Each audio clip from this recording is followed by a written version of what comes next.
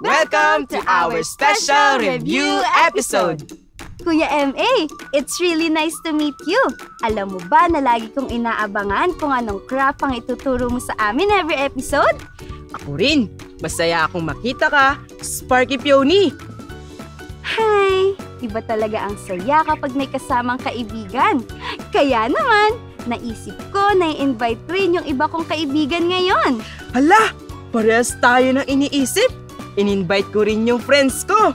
Wow! Tara, tawagin na natin sila. 1, 2, 3...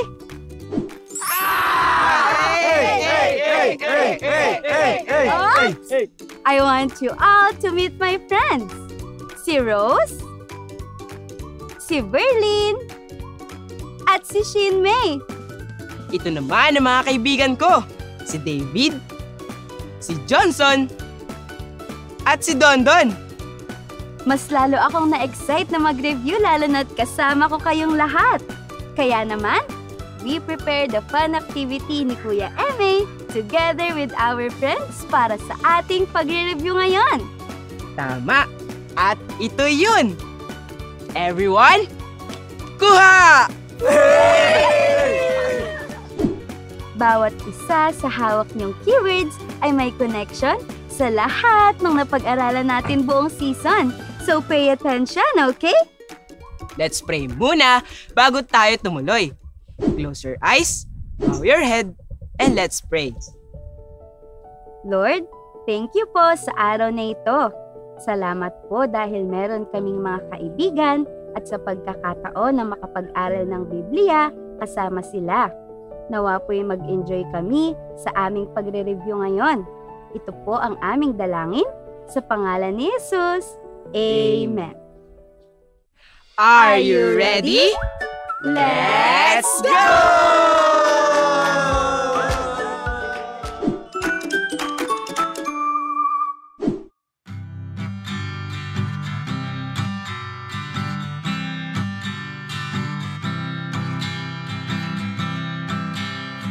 I can do all things through Christ who strengthens me. Yes, I can do all things through Christ. I can do all things through Christ who strengthens me. Yes, I can do all things through Christ. Whatever I face, whatever comes my way, I'm not alone. No, I'm not alone. The Lord is at hand, so boldly I can stand. I'm not alone. No, I'm not alone. I can do all things through Christ who strengthens me. Yes, I can do all things through Christ. I can do all things through Christ who strengthens me. Yes, I can do all things through Christ. Your promise is true. I'll fix my mind on you. I'm not alone. No, I'm not alone. You're faithful always. I'll give you all the praise. I'm not alone. No, I'm not alone. I can do all things through Christ who strengthens me. Yes, I can do all things through Christ. I can do all things through Christ who strengthens me. Yes, I can do all things through Christ. I can do all things through Christ who strengthens me. Yes, I can do all things through Christ. I can do all things through Christ who strengthens me. Yes, I can do all things through Christ. Para sa ating unang keyword, leader. Napakahalaga ng tungkulin ng isang leader o pinuno dahil siya ang ginagamit ng Panginoon upang gabayan ng kanyang bayan ng Israel. Pero sino nga ba ang mga tao na ito na ginamit ng Diyos? Tara at balikan natin sila sa ating unang review point. Sa season na ito, marami tayong kinilalang mga bagong leader at ang kanilang mga ibang klaseng kwento kung paano sila ginamit ng Panginoon lalo na sa harap ng labanan. Nagsimula tayo sa panibagong leader ng Israel na si Joshua at ang kanyang kahanga-hangang pamumuno sa mga Israelita. Ayon sa utos at paggabay ng Panginoon, napabagsak nila ang matatag na pader ng Jericho sa pamamagitan lamang ng pagmarcha paikot dito at inangking tunay ang ipinangakong lupain sa kanila ng Panginoon. Nakilala rin natin ang isa pang leader at hukom na si Gideon. Sa laban ng 135,000 versus 300, nagawa nilang talunin ang mga Midyanita. Kahit na tila ba sobrang kaunti lamang ng kanilang hukbo at gamit lamang ang trumpeta, banga at sulo bilang kanilang mga sandata. Natutunan natin na walang kahit anong imposible sa Panginoon. Kahit gaano pa kaimposible ang ating sitwasyon, magagamit pa rin tayo ng Panginoon para sa kanyang kapurihan at kaluwalhatian. Ang mahalaga ay magpagamit tayo sa kanya ayon sa kanyang kagustuhan. Alam ng Panginoon ang ating kakayahan at talento, at siya rin ang pinaka-nakakaalam kung paano ito magagamit para sa kanyang kaluwalhatian at sa ikabubuti ng marami. Ang keyword na napunta sa akin ay verse! Naku, walang kahirap-hirap. Tiyak ako na alam niyo na ang tinutukoy nito, right? Sa buong season natin, nakahigit 10 memory verse tayo na kinakabisado. Kaya naman tara at muli nating silipin ang ilan sa ating mga naging memory verse! It's memory verse time! Handa na ba kayong sumabak sa matinding kabisaduhan ng ating memory verse ngayon? Sana ay excited na kayo para sa ating memory verse ngayon. Listen, watch and learn, alright? 1 Samuel 3, verse 10. And the Lord came and stood and called, as at other times, Samuel, Samuel. Then Samuel answered, Speak, for thy servant heareth. Great! Nailigay na natin ang mga tamang salita sa bawat patlang. Kaya naman ngayon, sama-sama natin itong basahin.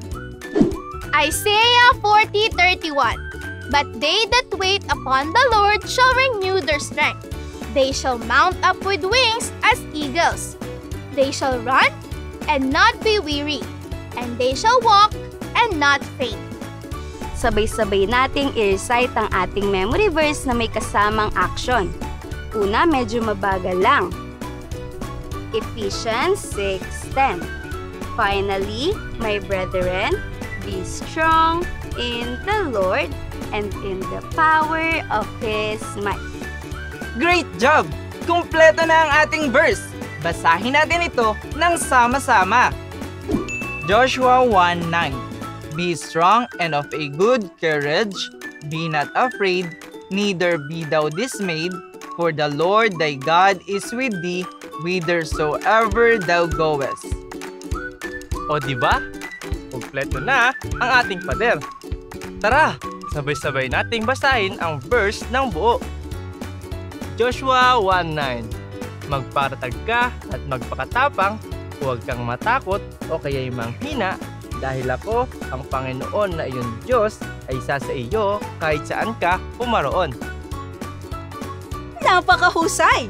Ngayon na naipon na natin ang mga bahagi na bumubuo sa ating verse, tara at buksan na natin ito. Ephesians 2:8 and 9. For by grace are ye saved through faith, and that not of yourselves, it is the gift of God, not of works, lest any man should boast. Kaya naman, let's start! Psalm 27 verse 1. The Lord is my light and my salvation. Whom shall I fear? The Lord is the strength of my life. Of whom shall I be afraid? Ang galing ah! Challenge completed! Ngayon naman, let's go na sa verse! 1 Samuel 16:7b. For the Lord seeth not as man seeth, for man looketh on the outward appearance, but the Lord looketh on the heart. Nakasulat sa whiteboard na ito ang buo at kumpleto nating verse. Let's read. Mga Kawikaan 21:3. Ang paggawa ng katuwiran at katarungan ay higit na kalugod-lugod sa Panginoon kaysa pag-aalay. What a wonderful day! Wonderful day para mag-memorize ng salita ng Diyos. Let's read it all together. Mga Awit 27:1. Ang Panginoon ay aking liwanag at aking kaligtasan. Sino ang aking katatakutan? Ang Panginoon ay muog ng aking buhay. Sino ang aking kasisindakan? Awesome! As always, napakaganda ng teamwork natin. Pero sana ay mag-challenge accepted kayo to memorize our verse, okay? Naway makabisado ninyo ng mabuti ang napakahalagang verse na iyan. I know you can do it. So, go, go, go!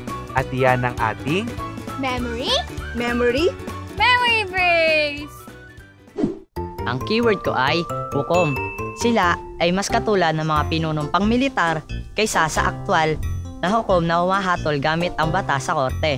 Sa mga panahong ito na maraming nasyong kumakalaban sa Israel, sila ang pinili at ginamit ng Panginoon upang pamunuan ang kanyang mga tao. Tingnan natin kung anong hatid ng ating sunod na review point. Sa kalagitnaan ng ating season, patuloy pa rin tayong nakakilala ng iba't ibang klase ng Bible character na ginamit ng Diyos. Mula sa napakalakas na hukom na si Samson, matapat na propetang si Samuel at naging kauna-unahang hari ng Israel na si Saul. Kay Samson pa lamang, napakarami na nating natutunan. At isa na rito ay kung saang tunay na nanggagaling ang ating kalakasan. Ito'y hindi mula sa ating sarili, kundi mula lamang sa Panginoon. Nasubaybayan rin natin kung paano gumawa ang Panginoon sa buhay nila Hana at sa kanyang matapat na pananalangin at maging sa paggabay ni Eli upang hubugin si Samuel na naging isang mapagkakatiwalaang propeta ng Diyos buong buhay niya. Natutunan naman din natin sa kabataan ni Samuel na hindi hadlang ang gulang upang ang Diyos ay papurihan, paglingkuran at bigyan ng kaluwalhatian. Itinuro naman sa atin ng kwento ni Saul ang kahalagahan ng pagsunod. Dahil ang hindi lubos na pagsunod sa Panginoon ay pagsuway pa rin. Naging malinaw yan sa atin nang si Saul ay unti-unti nang lumayo sa mga payo ni Samuel at maging sa salita ng Panginoon. Sa kwento pa lang ng 3 lingkod na ito ng Diyos, nakita na natin ng malinaw na kumikilos ang Panginoon sa iba't ibang uri ng individual upang maisakatuparan ang kanyang mga layunin. Magkakaiba man sila ng estado sa buhay, katauhan at pag-uugali at maging mga prioridad at desisyong ginawa. Ang napunta na sa akin ay, alam nyo ba? Ay, hindi ko pala alam eh. Joke lang! Naalala nyo ba kung saan natin ito madalas naririnig na binabanggit? Kung ang sagot nyo ay PRIBIA, trivia. Tama kayo! Marami tayong bagong kaalaman sa Biblia na natutunan sa segment na ito. Kaya naman, balikan natin ang mga ilan sa mga ito. It's time for our TRIVIA Trivia! Napakasarap talagang mag-explore ng iba't ibang kaalaman mula sa salita ng Diyos, di ba? Tinatandaan niyo bang mabuti ang bawat trivia natin? And then, let's test your trivia knowledge. Okay? Let's start! Si Joshua ang panibagong leader ng Israel na humalili kay Moses. Ano ang tunay niyang pangalan na nangangahulugang kaligtasan? Hosea! Ang mga pari ay umikot sa pader ng Jericho ayon sa utos ng Diyos. Dala nila ay trompeta na gawa sa sungay ng anong hayop. Tupa! Bago pa nagkaroon ng hari ang Israel, ang Diyos ay pumipili ng mga taong ginagamit niya upang pamunuan at iligtas ang mga Israelita mula sa kanilang mga kalaban. Ano ang tawag sa kanila? Judges o mga hukom. Sa panahon ni Samson, ang bayan ng Israel ay nasa ilalim ng opresyon ng anong kalabang nasyon? Mga Filisteo. Si Saul na nagmula sa tribo ni Benjamin ay kinilala bilang ang patlang ng Israel. Kauna-unahang hari. Si David ay nagmula sa Bethlehem. Ano ang ibig sabihin ng pangalan ng bayan na ito? House of Bread. Ilan lang ito sa maraming trivia na napag-aralan natin. So, keep learning, okay? That's all for our trivia time! Ang keyword na meron ako rito ay puso. No, hindi ito pumapatungkol sa love. Isa sa mga natutunan natin mula sa ating mga naging Bible story ay ang kahalagahan ng pagsusuri ng ating sariling puso.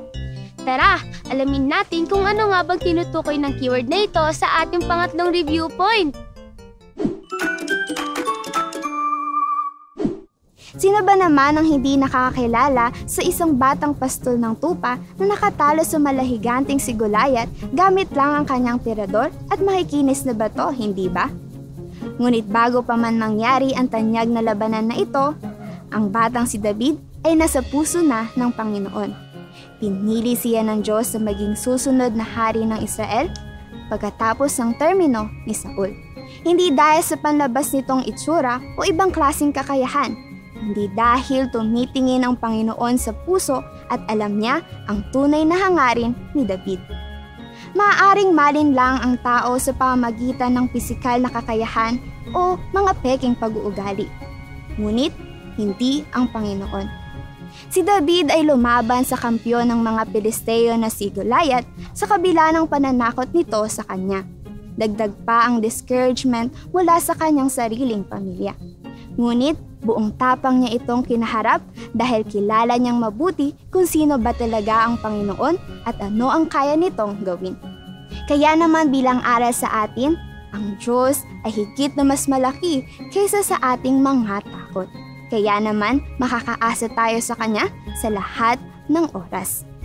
Kung lalakad tayo sa pamamagitan ng pananampalataya at pagtitiwala sa pangako ng Panginoon, malalaman natin na anuman ang mangyayari, hindi tayo pababayaan ng Panginoon at iyon ang magbibigay sa atin ng kumpiyansa. Ang keyword na hawak ko ay say cheese, as in say cheese kapag nagpipicture taking? Of course! Gaya ng goal namin every episode, nais naming ibahagi sa inyo ang mabuting balita ng kaligtasan. At gagamit kami ng isang interesting and fun method. Na-excite na ba kayo? Then, sabay-sabay! 1, 2, 3, say cheese! I love looking at pictures. Hindi lang yung moments yung naalala ko. Kung hindi, yung memories din. Gaya na lang ng baby pictures ko. Napaka-cute, no? Siyempre, ako yan eh.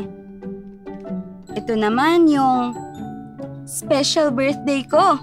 Grabe, ang saya ng celebration namin nun. Ito, hinding-hindi ko makakalimutan dahil dito ko natanggap yung kauna-unahan kong award sa school. Sobrang proud ng family and friends ko sa akin nun. Lahat tayo ay may kanya-kanyang life story o mahalagang kaganapan sa buhay. Pero alam niyo ba na ang Diyos ay mayroong unique story of love and grace para sa atin? Alamin natin kung ano ang kamangha-manghang kwento na iyan sa pamamagitan ng mga pictures na ipapakita ko sa inyo.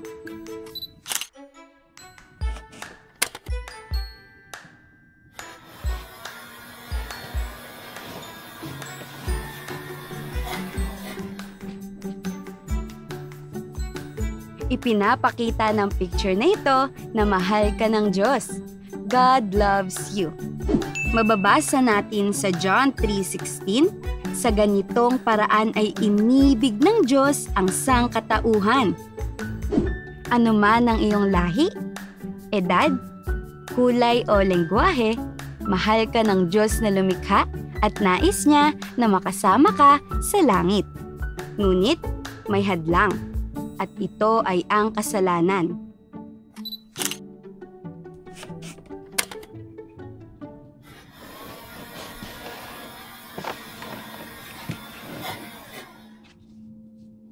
Ang picture na ito ay simbolo ng kasalanan, at ang iyong kasalanan ang naghihiwalay sa iyo sa Diyos. Sin separates you from God. Mababasa natin sa Isaiah 59:2, ang inyong mga kasalanan ang siyang naglayo sa inyo sa Diyos.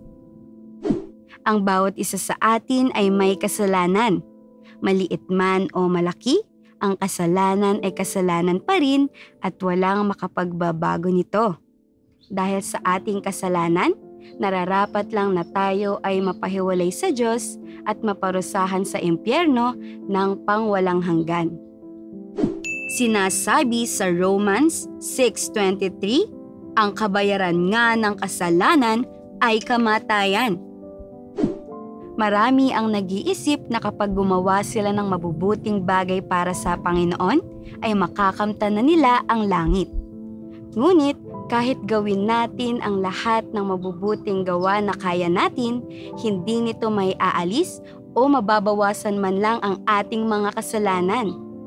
Kailangan nating maging perpekto upang makarating sa langit, at malinaw na walang sino man sa atin ang makakaabot sa pamantayang ito.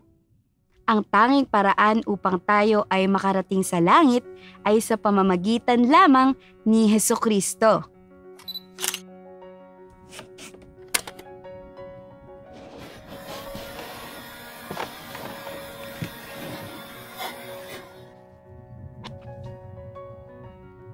Ipinapaalala ng picture na ito na si Jesus ay namatay para sa iyong mga kasalanan at bumangon muli.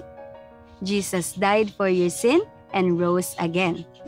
Mababasa natin sa Romans 5:8, ngunit ipinapakita ng Diyos ang kanyang pag-ibig sa atin na nang tayo ay mga makasalanan pa, si Kristo ay namatay alang-alang sa atin.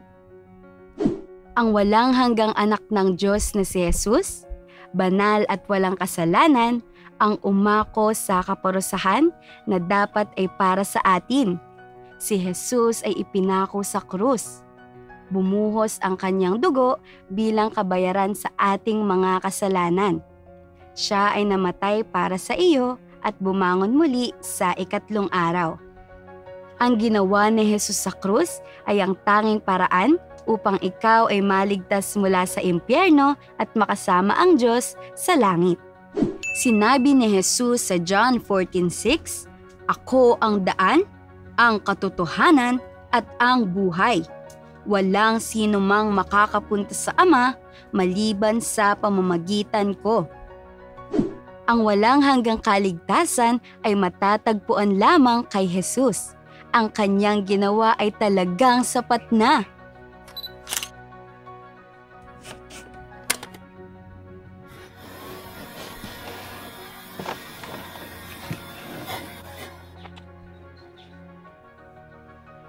Ngayon na alam mo na ang ginawa ni Jesus para sa iyo, ipinapakita ng picture na ito na kailangan mo lamang magtiwala sa Kanya bilang natatangi mong tagapagligtas. Magtiwala kay Jesus. Trust Jesus.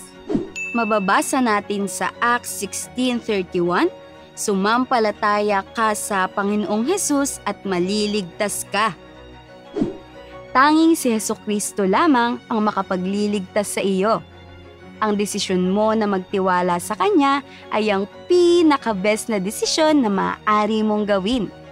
Sa oras na ikaw ay magtiwala kay Jesus at sa tapos na niyang ginawa sa krus, ikaw ay mapapatawad na sa iyong mga kasalanan at pagkakalooban ka ng Diyos ng buhay na walang hanggan kasama niya sa langit. At iyan ang mabuting balita mula sa Biblia na nais kong ibahagi sa iyo. All done! Thank you sa help nyo sa ating pagre-review. It was really fun, di ba? Sinabi mo pa, mas masaya talaga kapag kasama ang mga kaibigan na mag-aral ng salita ng Diyos. Di ba guys? Yes! O siya, tayo'y manalangin na. Close your eyes, bow your head, and let's pray. Panginoon, salamat po sa inyong paggabay sa amin. Salamat po sa sapat na biyaya at habag sa araw-araw.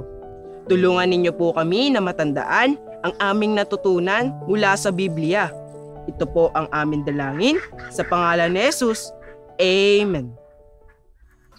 Kasama kaming mga ate at kuya ninyo, tuloy-tuloy lang ang pag-aaral natin ng salita ng Diyos. Until next time! Bye!